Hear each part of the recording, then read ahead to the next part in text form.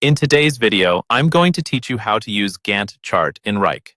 To get started, make sure you're logged into your Wrike workspace and you're on the main screen where you usually see your projects and tasks.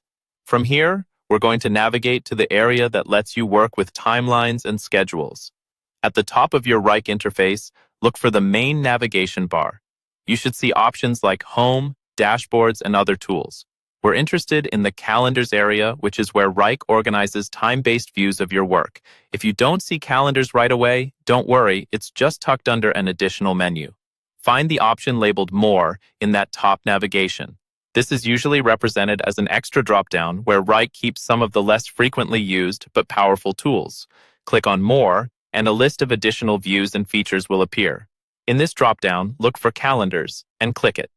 This takes you to the Calendars section, which is closely related to Gantt and timeline planning. Think of this as your high-level scheduling hub, where you can see how work is distributed across days, weeks, or months. Once the Calendars view loads, you'll see a panel with different calendar options and filters. On the screen, there will be highlighted areas or controls that Wrike uses to help you focus on certain projects or time ranges. Click on the highlighted control shown in your interface.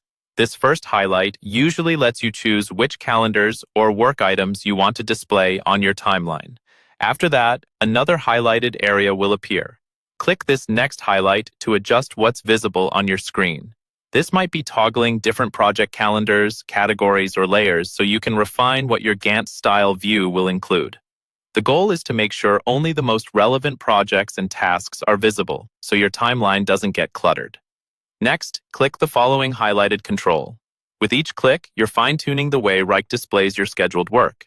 This may include switching between different calendar groups or enabling additional data that supports your Gantt view, such as key deadlines or specific project phases. Finally, click the last highlighted area shown in your interface.